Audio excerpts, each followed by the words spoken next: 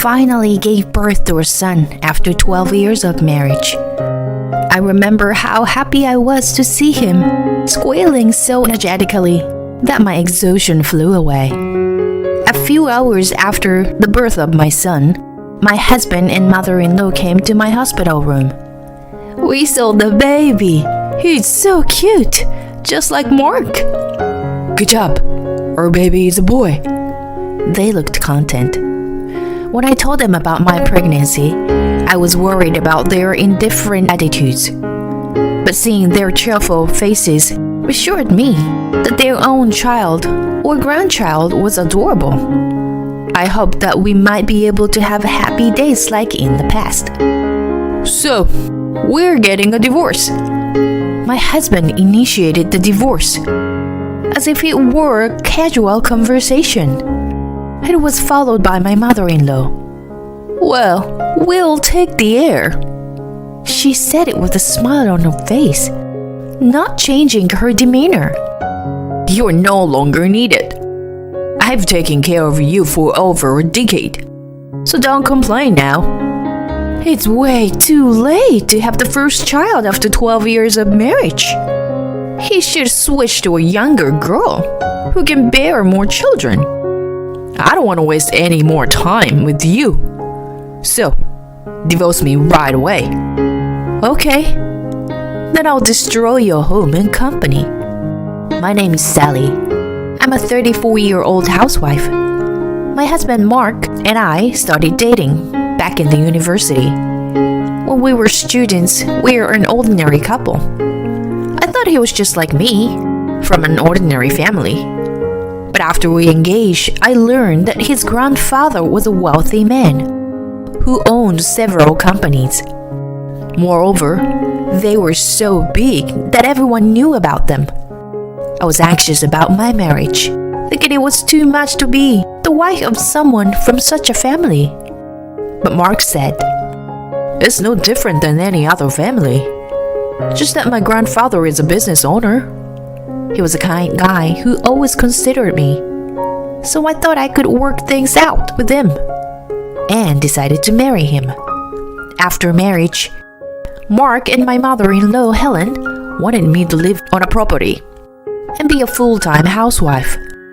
Mark got a job at an ordinary company, so life was mostly normal for us. Except that I struggled to learn table manners when I had to go to a high-class restaurant for family gatherings.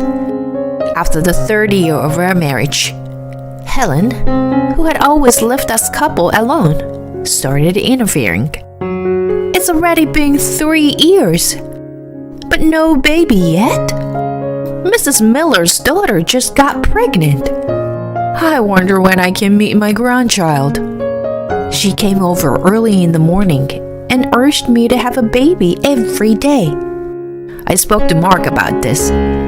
"She's been lonely ever since my dad passed away. We'll have a kid someday, so don't take it too seriously." He told me to be patient. I should have retorted to her, or blatantly asked Mark to tell her to stop. But I felt so bad about not being able to have a baby myself that I couldn't come on strong. Many years has passed, but still no baby. Meanwhile, her demand to have a grandchild got more intense. Not only that, she started harassing me about my chores, criticizing my cooking and throwing the food away, and ordering me to finish the mowing the yard within an hour. Once I told Mark that I was tired of the attacks from his mother and wanted him to do something about it.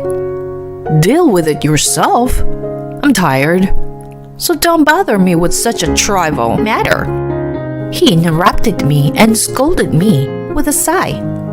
Around this time, he was busy establishing a company affiliated with his grandfather's and was to become the president.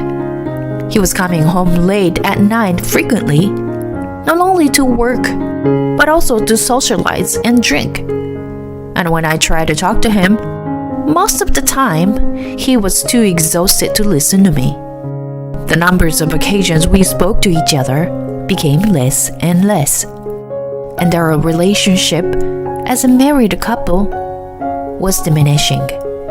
Even so, I thought that if Mark's work settled down and we had a child, we could go back to the days when we were close. So, I started infertility treatment. During the treatment, I often felt tired and couldn't do what I wanted. And I was also anxious that I wouldn't be able to have a child. It was mentally and physically exhausting. But I somehow managed to hang on, dreaming of a happy life for our family. As a result, we were finally able to have a child after 12 years of marriage. When the doctor told me I was pregnant, I wanted to jump up and down for joy. I called Mark right away. "Are you busy? Sorry to bother you. I just saw the doctor and I'm pregnant." Oh, good. I'm busy right now, so I have to go. His reaction was so cold that my high spirits disappeared. When I told Helen, Finally, I thought I wasn't going to have a grandchild. there was no words of joy or no congratulations, but only the reaction I didn't expect. So I was quite disappointed. Even after the news, Helen didn't stop harassing me, but continued ordering me to clean her house and stealing the meal I prepared, which added more burden on my shoulders. Mark was still coming home late and we didn't have time to talk. My feelings started wavering around this time. Should I get a divorce? But we might reconcile after the baby is born. A half a year later, I gave birth to my son. I remember how happy I was to see him squealing so energetically that my exhaustion flew away. I would have loved to have Mark with me there, but I told myself that he was too busy. He and Helen came to visit me a few hours later. I was surprised to see them both, as they never said they were coming. But I didn't say anything, thinking they were just rushing in to celebrate the birth. We saw the baby. It's so cute. Just like Mark. Good job. Our baby is a boy. They looked content. When I told them about my pregnancy, I was worried about their indifference. But seeing their cheerful faces reassured me that their own child or grandchild was adorable. I hoped that we might be able to have happy days like in the past. So, we're getting a divorce. Mark initiated the divorce, as if it were a casual conversation. It was followed by Helen. We'll take the air. She said it with a smile on her face, not changing her demeanor. What are you talking about? I just gave birth to your son, and you're talking about a divorce? You're no longer needed. I've taken care of you for over a decade, so don't complain now. It's way too late to have the first child after 12 years of marriage. I can't expect to have more grandkids from someone over 30, like you. You should switch to a prettier and younger girl who can bear more children. My mouth was agape from such a shock, and they thought I was incapable to fight back. They continued with their selfish claim. I guess you'll be struggle to make ends meet after being a housewife for over 10 years. I'll be lenient with the child support. You can thank us for raising your son later. He's a precious heir. When they finished talking, they walked out of the room with satisfied looks on their faces. All I could think about was how to make him regret his decision in my quiet hospital room. Not once did I consider avoiding a divorce, which convinced me that my love for him was gone. After my mind was made up, I called my parents and asked them to pick me up upon my discharge. I assumed my son would be taken away from me if I returned home. I didn't want to worry my parents more than necessary, so I simply informed them that I was getting a divorce. I sent a text to Mark and Helen that I wasn't well and was going to stay with my parents for a while. Helen replied with complaints, but Mark simply wrote back, okay. I wasn't sure if he thought it would be too hard to take care of an infant, but if he thought I wouldn't get away from him, but I was relieved that he didn't object. Although I was wary, they never came to the hospital or my parents' house again. While my mother was taking care of my son, I decided to call my grandfather-in-law to retaliate against Mark. I knew it was brazen on me to rely on him, but to weaken Mark and Helen's position with an extended family, and to get me a lawyer, I decided it was necessary. It was my very first time calling him, so I was anxious while the phone was ringing. When he answered my call, I told him about what happened during my pregnancy and what I had been told by them right after I gave birth. I also forwarded the nasty messages I received from Helen and hinted to him that Mark probably had a mistress, from the way she mentioned switching to a younger girl. He couldn't make a decision based on my story alone, so he was going to investigate and then call me back on another day. I received a call from him a week later.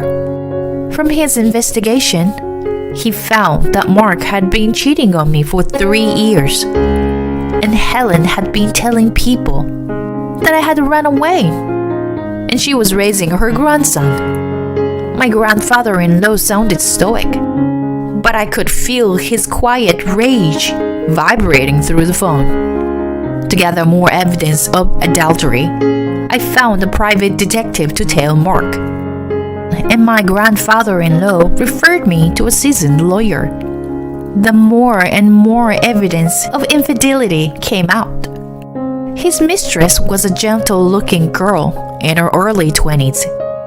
There were pictures of Mark going into her apartment, of him happily arm in arm with her, and of them going into our house together. There was a picture of the girl chatting with my mother-in-law, so she must have known about the affair. I was ready to retaliate. When my health was back to normal, Mark and I decided to discuss our divorce. We met in the meeting room at his company. Mark and Helen were already seated when I showed up with my lawyer. "Where's my grandson? You never let me see him since his birth." Helen grimaced at me. "He's with my parents." "You are too clumsy and not the best at raising a child. So give him to me now." "You hide in your parents' house and bring a lawyer with you?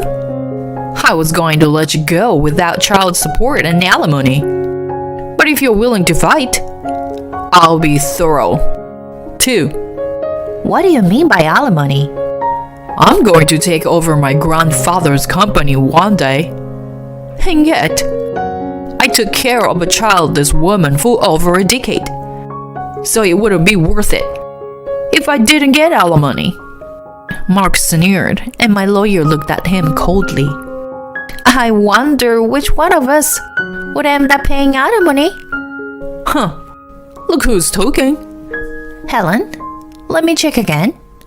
I'm having a hard time having kids, and I'm not getting any younger. So you want Mark to marry a younger girl?" "Right. You're not so bright and have no awareness of what kind of family you married into. We need a healthy, obedient, childbearing bride. Do you agree with her, Mark?" "Sure. I don't want to waste any more time with you. Let's divorce as fast as we can." Both of them said exactly what I wanted them to say, which made me grin. Okay, I'm glad to hear that. Now I'm going to destroy you and your company. Huh? They rolled their eyes at each other and then burst out in laughter. You? Who do you think you are so succeed doing such a thing? His company is affiliated with his grandfather. You were born and raised in a poor family. There's no way you could do that. They continued to mock me for a while. Well, let's have a look at these first. I presented them with dozens of pictures on the table. Both of them immediately shut off their laugh and became serious when they saw them. So, what have they got to do with us? You may be mistaken. This woman is my friend from the university, and I was just being consulted about her career. I see. Then, how about these? I pulled out a voice recorder and played a conversation between him and his mistress about their honeymoon and married life. Both Mark and Helen turned pale when they heard the recording. What the hell is this? I got nothing to do with it.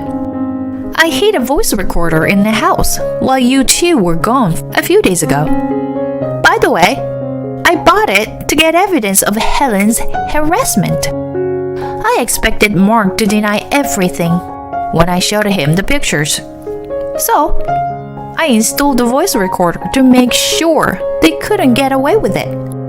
But we've been separated since you went back to your parents' house. So our marriage is being broken. We haven't been separated. I just went back home after the baby was born. In any case, I know you've been seeing her for 3 years. I have proof. That's a lie. Show me if you do. I met up with your mistress. I asked her to meet me since I had an impression that she might not know he was married. After hearing the recorded conversation, I was right. She was aghast and on the verge of tears when she found out. She led me to read the correspondence between Mark and her. I'm lonely right after a divorce. Will you accept me even though I'm a divorcee? There were several messages about him being single. I had taken pictures of those as proof of their affair. He was speechless after I showed them to him. It's disgusting that you're not only cheating on me, but also deceiving her by not telling the truth. I wonder what the people at work would think if they knew about this. You think you were threatening me with that? How could a company go out of business over something as trivial as cheating? Right. So it's okay that he has been listening? I showed him a screen on my phone, which had been on the line with my grandfather-in-law. Mark and Helen suddenly looked agitated and couldn't say anything other than, "No, wait. He's too busy to join us here." But he was concerned about me, so he has listening over the phone. He also helped me to get the evidence of your adultery. As soon as Mark heard me, he fell to the floor. I am very sorry. This is just a small marital dispute. When he started excusing, his grandfather scolded. A man who failed a woman he promised to protect wasn't capable of running a company. He said he was going to discipline Mark later and hang up the phone. Mark was still on the floor, frozen like a statue. Helen was pale as a ghost. Now, you know you can't get away with it. So, let's discuss child support and alimony. I was content to see the despair on Mark and Helen's faces. So I was going to let my lawyer take charge and wrap up the negotiation quickly. Let's not get divorced after all. The child should be with the birth mother. Drenched in his cold sweat, he suggested with a quivering smile. I laughed at his awkward expression and said, "You're right." His face immediately turned to a natural smile. My son needs a mother, but he doesn't need a father like you. Let me say it from me, this time. You're no longer needed. So, please divorce me. Showing the despair on his face, he held his head with both hands. My lawyer and I ignored him and continued the discussion. It didn't reach an argument on that day, and Mark also hired a lawyer. As a result, I was granted alimony of $100K as I wished. The only reason I got what I wanted was that there was no property of division. Mark was earning a good amount of money, but when he was put in charge of the company, he became carefree and bought suits and watches of prestigious brands. I asked once if he was saving, and he said now was the time to spend, and he kept splurging. I suspected that he wasn't saving. And just as I thought, his account balance was only a few $100s. As there were no savings, Mark and Helen had cashed in numerous brand name items to pay alimony. But it still wasn't enough, and ended up selling their house. They moved into a small apartment and started a new lives. His company lost affiliation with his grandfather, and the companies he was dealing with pulled out, so he went bankrupt. The employees who lost their jobs were taken in by his grandfather. He managed to find a new job, but his salary became half of what he used to make. It was impossible to make a proper living. So Helen, who had been housewife, needed work, a part-time job. The two incomes should have been enough to make a living for them. But Mark needed to pay child support, and both of them couldn't downgrade their lifestyle. So the amount of debt kept increasing. I heard Helen ask for help from her relatives. They didn't even decline, but ignored her completely. My recording of her harassment that was passed around among them seemed to be effective. It's been a year since the divorce. Mark has never asked to see his son. I wonder if he wants to, but he can't even pay his phone bill. That there's no way for him to get in touch with me. Either way, my son and I are enjoying our peaceful lives without having to deal with him and Helen. I can't imagine raising my son together with them. I'm grateful now that Mark initiated a divorce.